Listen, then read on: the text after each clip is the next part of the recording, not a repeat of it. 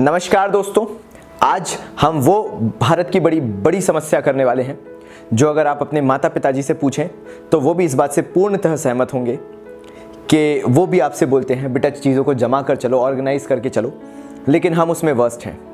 क्या कहें, हम जनरेशन ही ऐसे हैं। तो चलिए रियल लाइफ के लिए नहीं तो एटलीस्ट पढ़ाई के लिए ही कर लेते हैं हम आज चैप्टर ऑर्गेनाइजिंग।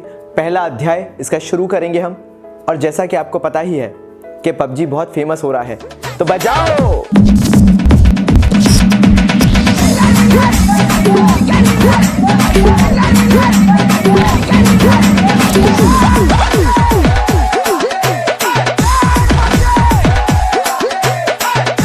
तो सबसे पहले ऑर्गेनाइजिंग होता क्या है? ऑर्गेनाइजिंग अपने आप में एक प्रोसेस है जिसके थ्रू जो प्लान होता है उसको इंप्लीमेंट किया जाता है। मैं कुछ भी पढ़ाना चालू करूं उससे पहले तुम्हें ये बेसिक चीज तो पता होना चाहिए। ऑर्गेनाइजिंग एक प्रोसेस है जिसके थ्रू जो प्लान्स होते हैं वो इंप्लीमेंट कर दिए जाते हैं।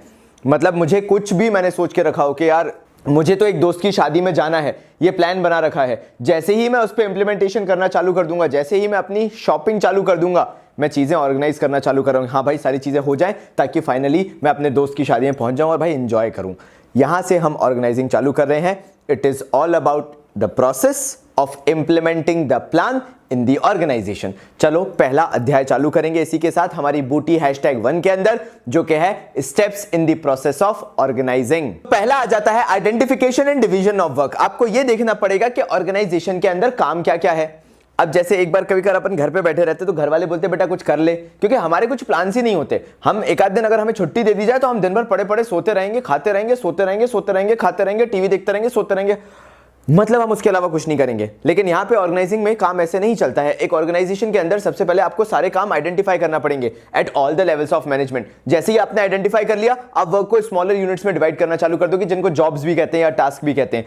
जैसे ही आपने स्मॉलर यूनिट्स में उनको डिवाइड किया, आप उसको बेस्ट पॉसिबल वे में बेस्ट प्रोफेशनल से अपॉइंट करवा दोगे कि भाई तेरा काम ये है, तुझे ये करके देना है। इससे होगा क्या? डुप्लीकेशन नहीं होगा, ओवरलैपिंग नहीं होगा और वेस्टफुल एक्टिविटीज नहीं होंगी। मतलब ऐसा नहीं होगा कि तुम भी चार्टर्ड अकाउंटेंट जैसे चाय खरीदने जा रहे हो और चपरासी तो जा ही रहा है, तो ऐसा नहीं होना चाहिए। इसलिए क्या कर दिया जाता है, चीजों को ऑर्गेनाइज करने के लिए सबसे पहले आप क्या करोगे, सिस्टमैटिकली चीजें आइडेंटिफाई करके उनको डिफाइन कर दोगे और ऑर्गेनाइज करना चालू कर दोगे। ये हमारा पहला पॉइंट हुआ। सेकंड आ जाते हैं हम डिपार्टमेंटेशन पे। तो डिपार्टमेंटेशन का मतलब होता है, या डिपार्टमेंटलाइजेशन का मतलब होता है, होगा क्या, सिमिलर काइंड ऑफ जॉब्स जो एक जैसे काम होते हैं। जैसे अगर पैसे का काम है, रोकड़ा जिसे बोलते हैं हम, वो हो गया फाइनेंसिंग का काम।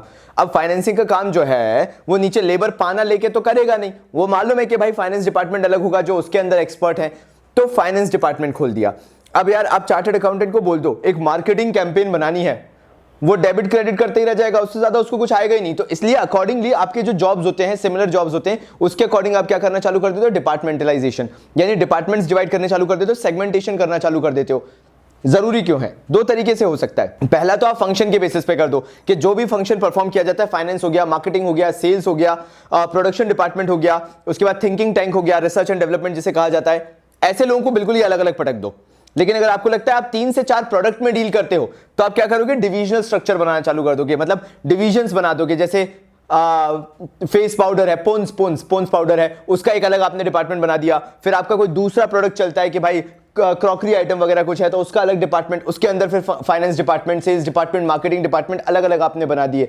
ऐसा करने से होगा क्या, आपने जॉब्स को ग्रुप कर दिया टुगेदर इनटू स्मॉलर पार्ट्स, चीजों को कॉन्फ़िगर किया, और जो सिमिलर काइंड ऑफ जॉब्स थे, वाओ, जो सिमिलर काइंड ऑफ जॉब्स थे, आपने उनको स्मॉलर यूनिट्स में डाल दिया। इससे स्पेशलाइजेशन होना चालू हो जाता है। जब same kind of people are sitting together at the same place, they will be thinking at the same level and taking the decisions which are best for the particular business organisation. ये second point होता है। मैं थोड़ा सा जल्दी जा रहा था बिकॉज मैं एक्साइटेड था, क्योंकि डिवीजन और फंक्शनल स्ट्रक्चर ऐसी चीज है जिसमें बड़ा सुनने और समझने में मजा आता है, जैसे मैंने अभी आपको बताया। चलिए थर्ड पॉइंट। फिर आप क्या करते हो, थर्ड पॉइंट के अंदर आप ड्यूटीज असाइन करना चालू करते हो, नॉलेज, एक्सपीरियंस और क्वालिफिकेशन के बेसिस पे, जो भी आपके ऑर्गेनाइजेशन के अंदर इंडिविजुअल काम कर रहा है। अब जैसे बेचारा एक है, बीकॉम पास है, बेचारा परेशान है अपनी जिंदगी से, मतलब घना परेशान है। अब आप उसको चार्टर्ड अकाउंटेंट बना दो। बेचारे को बुक कीपिंग ढंग से आती नहीं, बीकॉम पास है बेचारा, और उससे बोलो तुम ऑडिटिंग का काम करके आओ, नहीं कर पाएगा। ना क्वालिफिकेशन है, ना एक्सपीरियंस है, और ना ही बेचारे के पास कोई सर्टिफिकेशन ऐसा है। चलो क्वालिफिकेशन छोड़ दो, कोई ऐसा सर्टिफिकेशन होता, कभी कुछ काम ऐसा करके दे दिया होता उसने, उसको कुछ नहीं आता, नॉलेज रत्ती भर की नहीं है, तो क्या आप उससे काम करवा पाओगे? Again no. सो इसलिए जरूरी है जब आप असाइनमेंट ऑफ ड्यूटीज करते हो तो आप नॉलेज देखो, क्वालिफिकेशंस देखो, एक्सपीरियंस देखो बंदे का। ये नहीं है कि सिर्फ चार्टर्ड अकाउंटेंट हो गए तो आज से पहले से ही तुम्हें बिल्कुल एकदम शहंशाह बना देंगे, नहीं।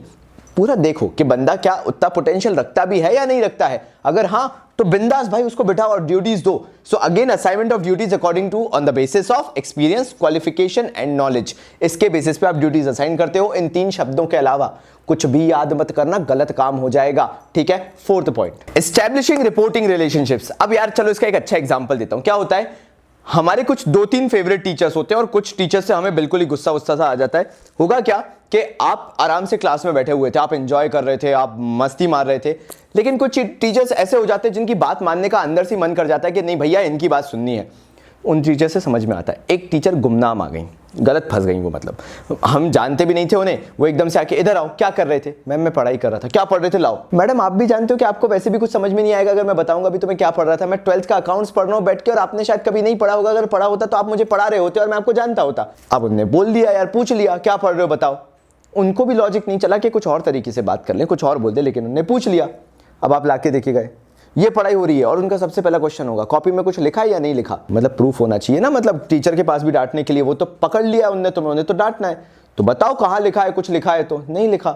अगर लिखा भी होता तो मैडम आपको समझ में आता, आप बताइए आपको समझ में आता डेबिट क्या होता है, क्रेडिट क्या होता है, कि हिंदुस्तान पाकिस्तान में क्यों लड़ाई हो गई बिना बात के। तो यहाँ पे यही होता है कि इसी केओस को बचाने के लिए, जो अभी आपका हुआ ना कॉन्फ्लिक्ट, उसी केओस को बचाने के लिए बिजनेस के अंदर रिपोर्टिंग रिलेशनशिप बना दिए जाते हैं। भैया तुम मैनेजर हो, तुम्हारे अंदर एक सबऑर्डिनेट काम कर रहा है, ये सबऑर्डिनेट इसी मैनेजर से बात करेगा अगर कोई भी तकलीफ होगी, कुछ भी बात पूछनी होगी, कुछ भी डिसीजन लेना होगा। एक रिलेशनशिप एस्टैब्लिश कर दिया। ये ऑर्गेनाइजिंग के अंदर बहुत ज्यादा जरूरी इसलिए है बिकॉज अगेन जब तक आप सुपीरियर से कोऑर्डिनेट करके काम नहीं करोगे, आपको पता ही नहीं चलेगा which task you have to perform at which particular time duration and why you have to perform. So again जैसे ही रिपोर्टिंग रिलेशनशिप्स हैं, फीडबैक भी जाते रहेंगे और आपके पास ऑब्वियसली जो टास्क है वो रेगुलरिटी बेसिस पे आते भी रहेंगे। तो पहली बूटी हो गई खत्म।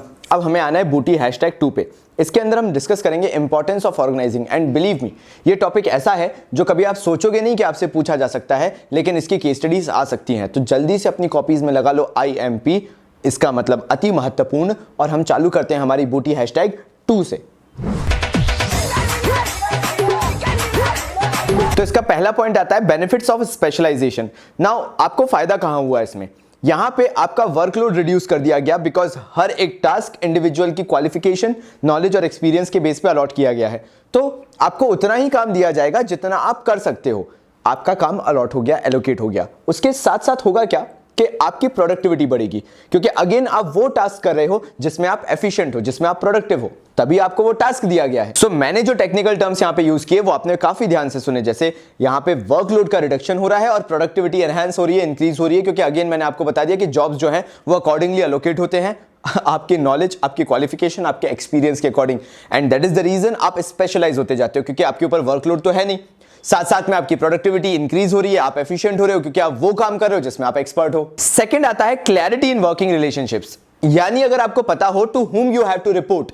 अगेन आपके लिए एडवांटेज क्या हो जाता है, जो सुपीरियर सबऑर्डिनेट रिलेशनशिप है वो काफी एफिशिएंट हो जाता है, वो काफी सरल हो जाता है, जिसको हम हिंदी में बोले तो काफी इजी हो जाता है, क्योंकि वर्कर को अगर कुछ भी थोड़ा सा भी डाउट है या कुछ भी पूछना है, ही knows to whom he has to communicate. So again जैसे ही रिलेशनशिप क्लियर है, he is taking order from one boss only, तो उसे मालूम है कि उसे काम क्या करना है, कितने टाइम में करना है, जो मैं पहले भी बोल चुका हूं।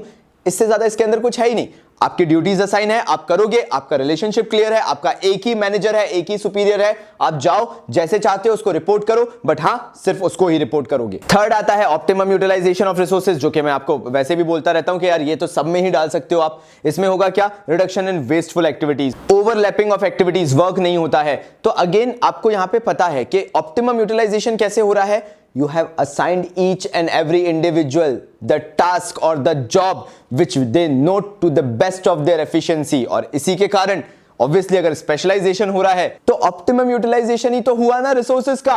आपके human resource best possible way में यूज हो रहे हैं। सो भाई आपके सारे काम ऑर्गेनाइज्ड वे में चल रहे हैं। इसके कारण होगा क्या, if any change occurs in the business environment, तो एडेप्टेशन टू चेंजेस जो है, नेक्स्ट पॉइंट जो है वो बहुत इजी तो नहीं बोलूंगा मैं अगेन, क्योंकि फिर वो कॉन्ट्रडिक्टरी हो जाएगा, बट हां it gives you the part to adopt to the changes which are happening in the business environment. ऐसा क्यों, वो भी बता देता हूं।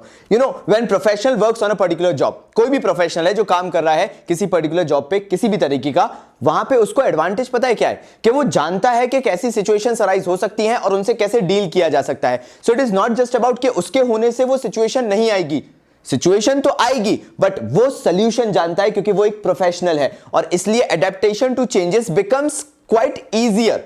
नॉट परफेक्टली कि भाई हम तो बिल्कुल ही एकदम ज्ञानी हो गए, बट अगेन बिकॉज ऑब्वियसली जब हमारे पास एक डॉक्टर बैठा हुआ है तो वो यार वो मेडिकली क्योर करना तो जानता है प्रॉब्लम को, और यही चीज इसके अंदर बोली गई है। अब यहां पे अगर बात की जाए नेक्स्ट पॉइंट की, तो वो है इफेक्टिव एडमिनिस्ट्रेशन। सारी चीजें प्रॉपर्ली हो रही हैं, सबऑर्डिनेट्स को मालूम है कि रिपोर्टिंग रिलेशनशिप किसके साथ है। तो अगेन जो एडमिन होता है, एडमिन का मतलब होता है जो मिडिल लेवल पे सुपीरियर्स बैठे रहते हैं या जो लोअर लेवल पे सुपीरियर बैठे रहते हैं, वो काफी कनेक्टेड फील करते हैं अपने सबऑर्डिनेट्स के साथ, क्योंकि दे नो कि अगर सबऑर्डिनेट्स सुनेंगे तो बस उनकी सुनेंगे। It is not about leadership but it is basically about कि ऑर्डर्स कहां से जा रहे हैं और कहां से प्रोसेस हो रहे हैं और किसको रिपोर्ट्स मिलनी है। जब चीजें क्लियर होती हैं तो एडमिनिस्ट्रेशन बहुत ही स्मूथ चलता है, क्योंकि सब लोग जानते हैं कौन किससे बात करेगा, कौन किससे बात नहीं करेगा, किस तरह की गाइडलाइंस दी गई हैं, किस तरह के रूल्स हैं। इन सब के कारण, इन सब चीजों का ऑर्गेनाइज होने के कारण हर वर्क जो है प्रॉपर फ्लो में चलता रहता है। नेक्स्ट पॉइंट बोलता है डेवलपमेंट ऑफ पर्सनल।